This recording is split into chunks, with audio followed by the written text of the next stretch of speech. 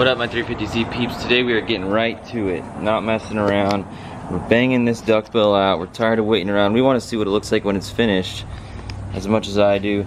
I got everything taped off. I just had a bunch of shipping paper and a huge roll that I luckily had for shipping out orders from 350z.com. If you guys want to order a Baja Blast Mist detail spray that is made after the Baja Blast drink at Taco Bell, which is my favorite soda, check out 350z.com.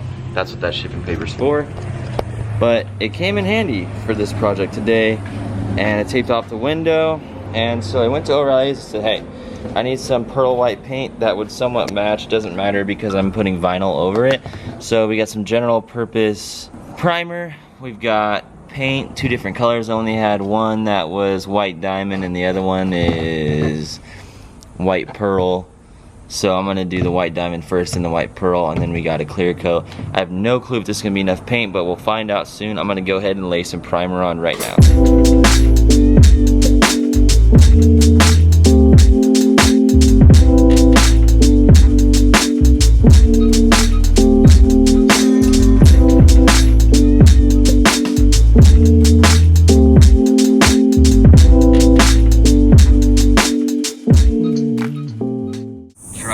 Ish product. See some lines, some wet spots, but I'm gonna go ahead and do the second can primer and then move on to the paint.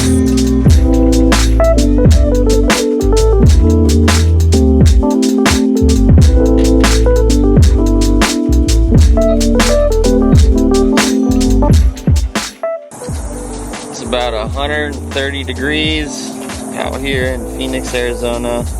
You can hear the locusts. They just make the heat that much more intense. Back on the other camera, I got the car pulled in here. It's nighttime, got kind of busy, so we're catching up. Primer is plenty dry, and we're ready to lay some color. Let's start with the diamond white, because I want to do the pearl on top.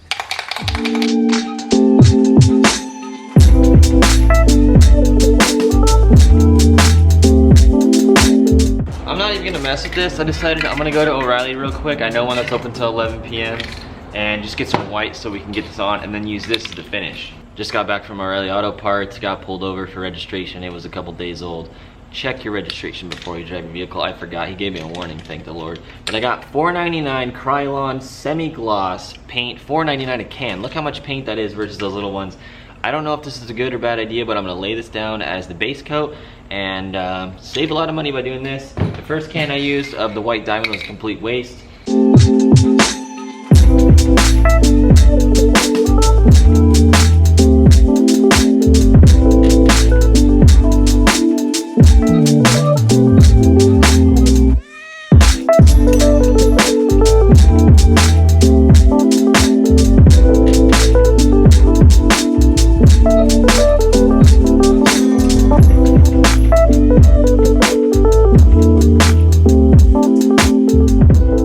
Another can.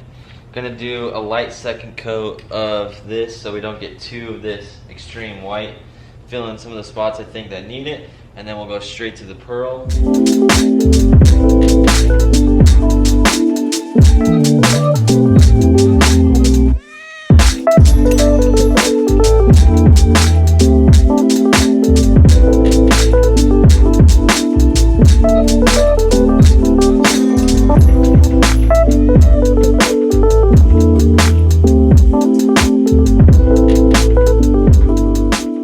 Pretty annoyed right now. I use one of these guys to spray, as you might have seen in the video. Do not do that. For some reason it dripped like 4 times, really obnoxious right here on the side, and I tried to just wipe it clean like an idiot, and either way, with drops or the smears, it wasn't gonna work. But it is quite a bit different color because the base is completely different, so it's not gonna look amazing, but it's definitely gonna look better than it did. It's gonna look like one car from a really far distance, but we're getting there. I tried to save it, found paint thinner, thought I could just restart. I butchered it. I'm gonna have to let it dry, sand it in the morning, start over. This crap is hard. This is one of those projects I'm gonna look back and go, Next day, took the paper off the back. I destroyed this side. Take this as me telling you, just if you're trying to do this the cheap way, you're gonna end up spending a bunch of money. This is me learning the hard way. That spray paint is not gonna do it for you. I got it smooth, I sanded it, so when we put vinyl over it, it'll still be fine. Messed up that corner. If I did this again, I could definitely do it without messing it up. But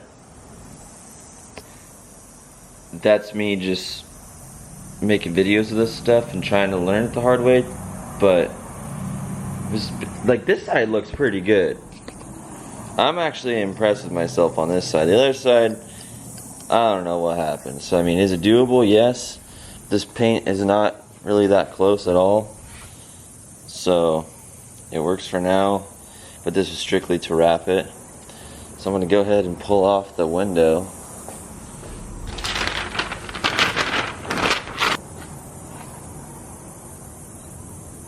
Let's pull it out.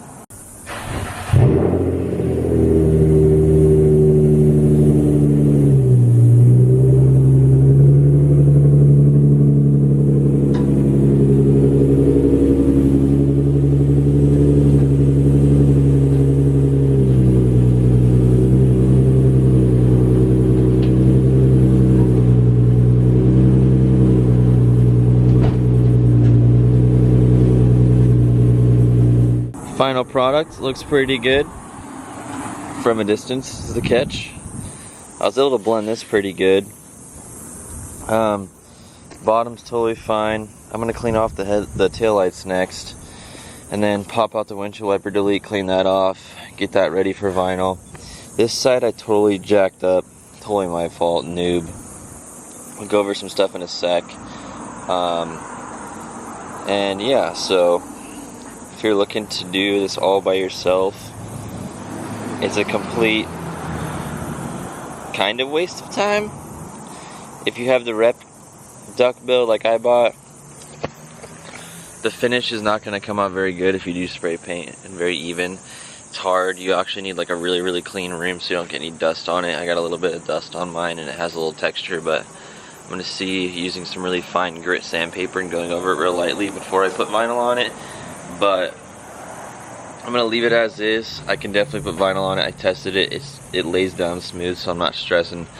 But let's go over some things that I wish I knew before.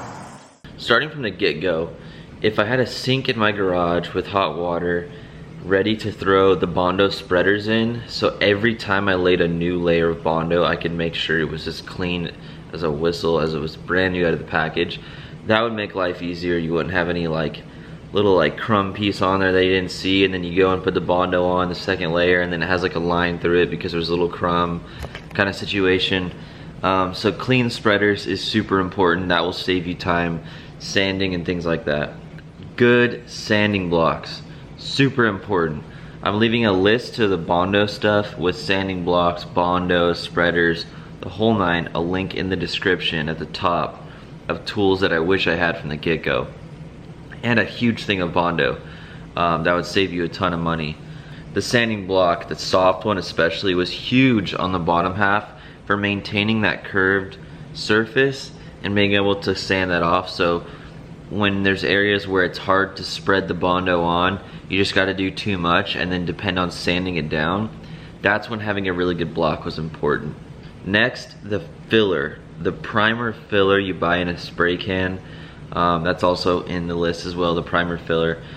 The little crevices and cracks and little spots that you'll see after you're done Bondoing, you're like, oh, it looks smooth, you know, and then it dries the next day and you see all these little craters. Don't think like I did where you have to like spray it on like it's spray paint. That stuff's super thick and you can actually save time and do a light coat over the whole thing, and then all the little nooks and crannies that need to be filled, spray like a glob of it in it, and then let it kind of pile up like as if it was spray paint and it would start running. It'll just kind of pile up in a pool. Let that dry for 24 hours at least, and then that stuff is super sandable and it's super easy. So you basically overfill that little gap with the primer filler out of the can and then start sanding that down to it's smooth. So instead of spraying the whole thing evenly, like treating it like spray paint, use the primer filler as like a light coat to fill anything tiny that you can't see, and then the big spots, fill it up like a glob and go from there. And that'll save you a ton of that stuff, so you won't use as much as I did.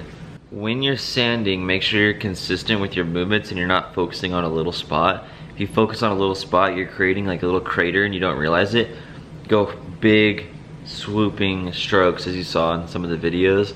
That's gonna make sure everything's smooth and you won't have any like humps or like whoops in there or anything like that. Mine does have a little bit of that because I just ran out of time, but if I started that from the get-go, when I did the first couple layers of Bondo, I would have never created that bad habit that led into the final product. By this time, you're pretty much done. As far as the painting goes, get your base coat with cheap paint, in my opinion. Make sure you're in a super duper clean environment with no dust flying around. Even my garage, it didn't really make a difference. There'd be like dust particles flying through the air and I'd kind of see it, and the paint's wet, there's nothing you can do. So mine is not the smoothest thing, and that's why you have a paint booth, so there's nothing flying around in the air and it doesn't affect your finish like it did mine. So, you know, if you're doing this to put vinyl over the top, it's not the end of the world, it's not a big deal. But if you're trying to rattle can your bumper, let's say, or something like that, and you're like trying to make it work, having any sort of room that's exposed to outside or dust or dirt flying in the air that you can't even see with your human eye, it's gonna end up biting you in the butt and you're gonna be upset. So be aware of that. Even between painting, spray painting the layers, you go do the base coat, you come out, you go inside for a sec, you go back outside, there's probably gonna be a layer of dust on there that you can't see, and then you do the second layer and then it's gonna show, so just be careful. Then I messed up and used one of those gun tops, and I don't even know how, but it started to drip, and that just screwed up the whole passenger side of mine, and it just created a mess. And I just sand again and wait for it to dry, and it added a whole nother night to the process. It was miserable. So I'd say I'm glad that I did it, because now if I have any scratch or dent in a car and I need to fix it, I'm pretty positive I could fix it with like a little bit of Bondo and like little minor things like that. Now I understand how it works and what to do and not to do, what's too much hardener, you know, all that stuff. And what's sandable, what's not, what kind of sanding block do you need, etc. But as far as just, if you're like, hey, I just need to get this done and I want it to look pretty, then you're probably better off taking it to a shop, to be honest with you. If you're gonna buy a rep duckbill like I did, especially. If you buy the actual Rocket Bunny one or something like that, it might make it a little bit easier, but I don't know, just depends on the application. If this is a full out drift car that you're building, then why not send it and do it yourself? If it doesn't look pretty, who cares? You might hit a wall. But if you want it to be like a streetable drift car that looks pretty like I did, I would definitely take it to a shop. I would have done that hands down. I probably have $100 in Bondo because I was learning, and that was me buying the small cans from the store, which is a ridiculous price. That's why on the Amazon list there's a super cheap, big, like, it's a big old thing of Bondo. You should totally get it. Saves you a ton of money. And then sandpaper, you know, I'm trying to think. I don't even know how much I have. It's well over what I would have paid a body shop to do it, so keep that in mind. Thank you guys for stopping by. Go to karmaspeed.com. I have the Baja Mist detail spray. It's a detail spray made after my favorite drink at Taco Bell called Baja Blast. I'm sure most of you guys love that drink as well. And it comes with a free black microfiber. It's $9.99. You can check it out on the website, get it shipped right to your door. It'll make any paint look really good. I promise you'll be impressed. If you're not, let me know. I'll make sure to take care of you guys. So with that being said, I will catch you guys in the next video that's been on the screen for a while. Thanks for stopping by, and happy getting started on bodywork if you're taking this on. You're gonna be stoked because you're gonna learn a lot when you're done, but get ready to put some hours in.